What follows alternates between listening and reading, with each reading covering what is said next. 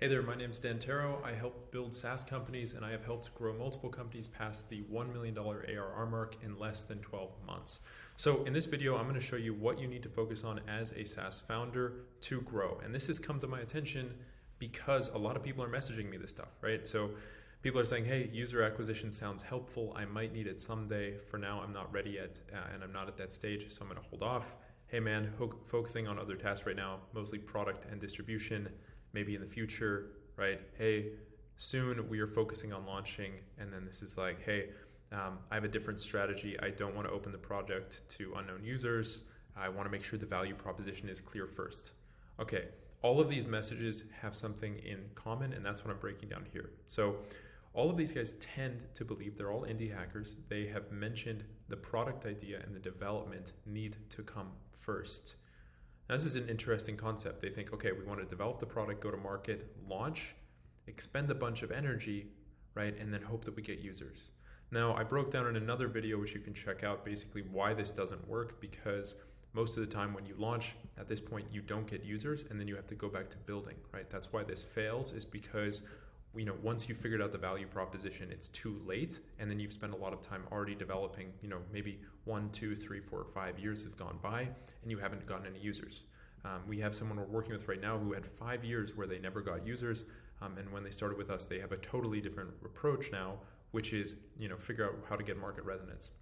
So why are most indie hackers that are doing B2C broke, right? Why are these guys stuck in this position? That's what I'm focusing on in this video is, let's look at a simple metaphor. So what I see here is that think about yourself as a farmer. You're a SaaS founder, you're a farmer, and each one of these little plants that you're planting here is a customer, okay? Now, how do we measure the health of your business? How do we know if you're doing a good job at being a farmer? Well, let's think about it like this. So first off, you need a lot of seeds, right? If you want to grow this thing, you're going to need a lot of seeds. So that's traffic. Right? Now, number 2, you're going to need customer support. So customer support is going to be you as a farmer taking your time and energy to make sure that person has a good outcome so that they have a great experience. They want to keep using the app, right? So that would be water and fertilizer in the context of a farmer. Now, the next thing would be product development. So our research and development. Are other people building, like planting strawberries that taste 10 times better than yours? And you don't know how to do that. You don't know what to do next, right? No one's going to buy, if you're a farmer, then, it's something you have to care about. Good quality strawberries. So that's your product, making sure it's a good product.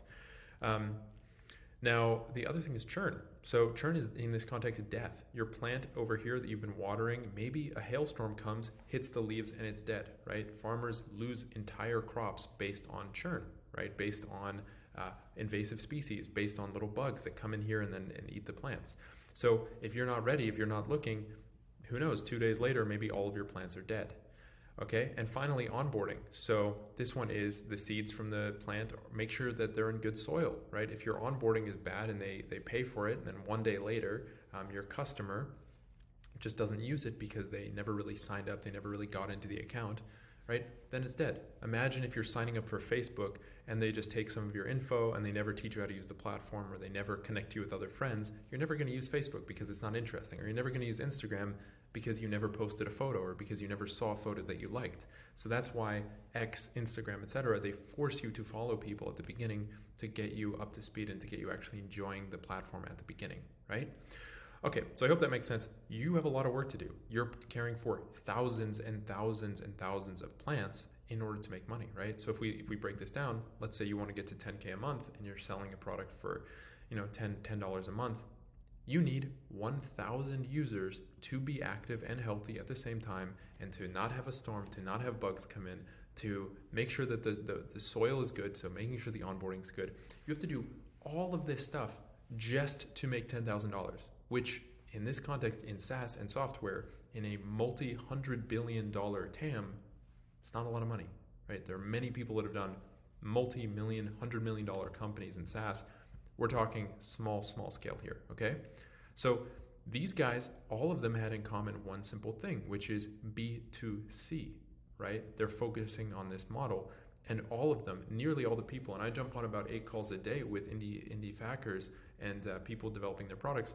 This is exactly what they're facing, right? So let's look at how do we figure out if the business is doing well. I'm going to look at net MRR growth rate. Why? Because I want something that's a composite of the MRR, so MRR expansion, right? So end period and beginning of period minus beginning of period. So this is the delta of MRR plus churned MRR. So that's going to give you, the amount of money that's gone over the beginning period, an MRR in the beginning period, right? So what we're looking for here is we want to make sure that it's positive here, that it's above 1 or times 100, right? I guess they're doing that. So in this context, we just want to make sure that this is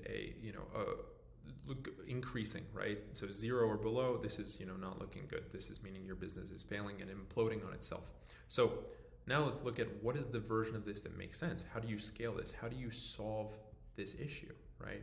Now, this is typically indie hackers, and the other way to explain it would be you're in a tribe, you're looking for food, right? Now imagine trying to supply yourself with this for an entire village or an entire city here.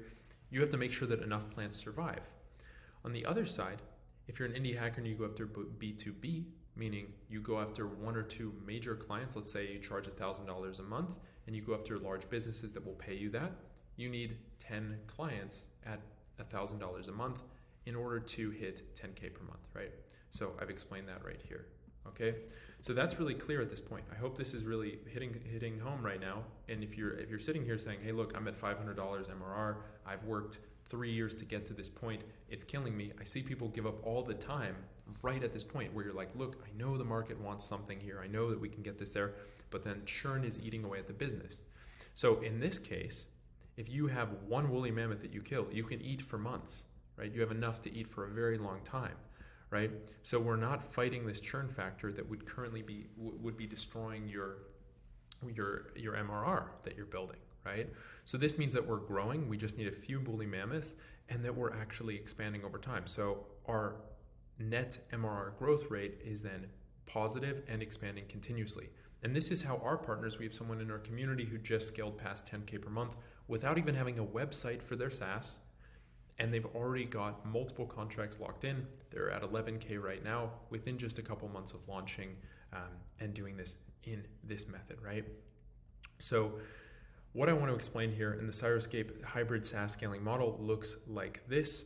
Now, the first thing is if you're truly bootstrapped and you don't have the cash right now, what you want to do is create a tech-enabled service. So start B2B.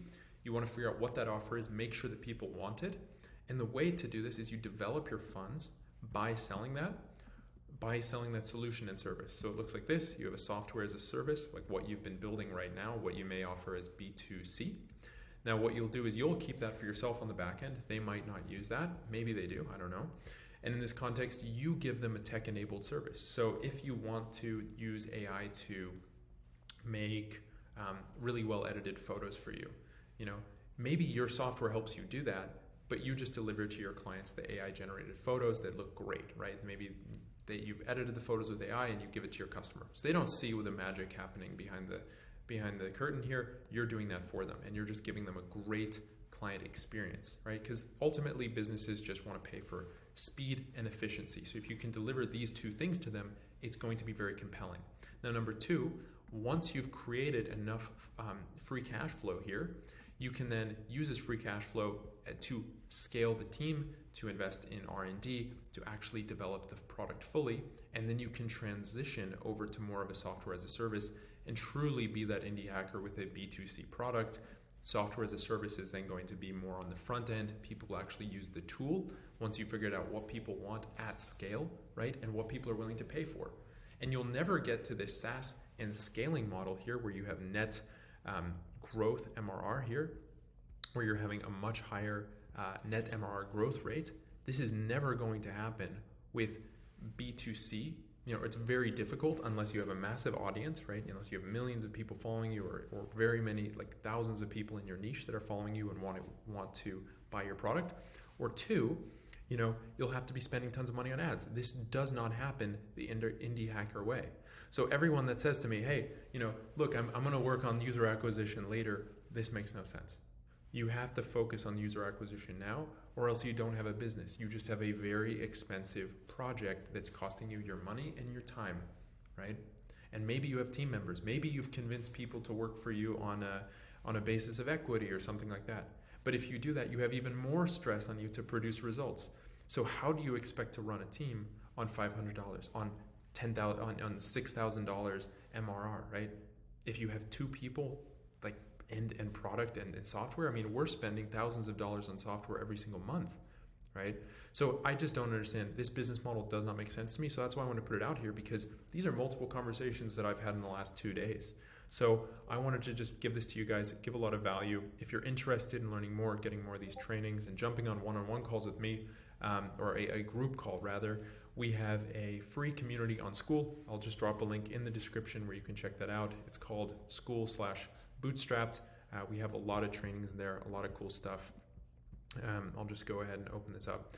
There's a bunch of really cool things in here, and you guys get access. And I've done some actual build outs in here for people in here actually on the call. So really valuable stuff. I want to give this away for free, and make sure you guys are doing what you need to be on the right path to scaling. So that's it. Thank you so much, and have a great day. See you.